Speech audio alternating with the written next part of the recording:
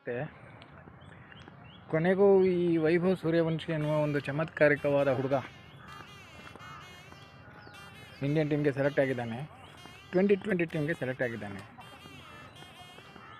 ಇದಕ್ಕೊಂದು ಅಧಿಕೃತತೆ ಬರುತ್ತೆ ಅವನ ಪ್ರತಿಭೆಗೆ ಅನ್ನೋದು ಖಂಡಿತವಾಗಿ ನಿಜ. ಆದರೂ ಅಲ್ಲೂ ಖಂಡಿತವಾಗಿ ಈಗ ಹೇಗೆ ಪ್ರದರ್ಶನ ಮುಂದುವರಿಸ್ತಾ ಇದ್ದಾನೆ ಹಾಗೆ ಮುಂದುವರಿಸ್ತಾನೆ, ಅದರಲ್ಲಿ ಯಾವುದೇ ಸಂಶಯ ಇಲ್ಲ. ಆದರೆ ನಾನು ಹೇಳೋದು ಅವನ್ನ ಟೆಸ್ಟ್ ಟೀಮ್ಗೆ ಬೇಗ ಸೆಲೆಕ್ಟ್ ಮಾಡಿ ಆಡಿಸ್ಬೇಕು. ಯಾಕೆಂದರೆ ಟೆಸ್ಟಲ್ಲಿ ಯಾರು ಆಡ್ತಾರೋ ಅದೇ ರಿಯಲ್ ಟೆಸ್ಟ್ ಆಫ್ ಕ್ಯಾರೆಕ್ಟರ್. ಒಬ್ಬ ಬ್ಯಾಟ್ಸ್ಮನ್ನು, ಬೌಲರು ಅಥವಾ ಒಬ್ಬ ಪ್ಲೇಯರು. ಹಾಗಾಗಿ ನೆಕ್ಸ್ಟು ಯಾವಾಗ ಟೆಸ್ಟು ಬರುತ್ತೆ ಅಂತ ಗೊತ್ತಿಲ್ಲ. ಅದು ಬಂದಾಗ ಅವನ್ನ ಕನ್ಸಿಡರ್ ಮಾಡಿ ಅವನನ್ನು ಆಡಿಸಿದ್ರು ಒಳ್ಳೆಯದು ಅಂತ ನನಗೆ ಅನಿಸುತ್ತೆ.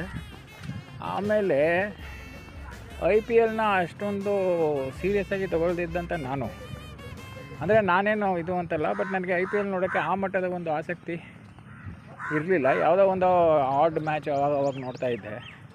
ಈ ಹುಡುಗನಿಂದಾಗಿ IPLಗೆ ಅಡಿಕ್ಟ್ ಆಗಿಬಿಟ್ಟಿದ್ದೀನಿ.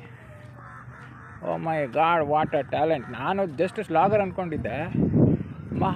ಅತಿರಥ ಮಹಾರಥರು ಇವರೆಲ್ಲ ಅವನ ಬಗ್ಗೆ ಹೇಳೋದು ನೋಡಿ ನಾನು ನೋಡಿದ್ರೆ it's A phenomenal. Every basic is correct ಅಲ್ವಾ? ಸೊ ಅವ್ರ ತಂದೆ, ಹ್ಯಾಟ್ಸ್ ಅವ್ರ ತಂದೆ ತಾಯಿ, ಸ್ವತಃ ದೇವರನ್ನು ಅನುಗ್ರಹಿಸಿರುವಂತಹ ಒಂದು ಕ್ರಿಕೆಟ್ ಪ್ರತಿಭೆ ಮತ್ತು ಅವನ ವ್ಯಕ್ತಿತ್ವ ಬಹಳ ಪರಿಪೂರ್ಣವಾಗಿದೆ. ಅದರ ಅಭಿವ್ಯಕ್ತಿನೇ ಅವನ ಬ್ಯಾಟಿಂಗ್ ಅಂತ ಅನಿಸುತ್ತೆ.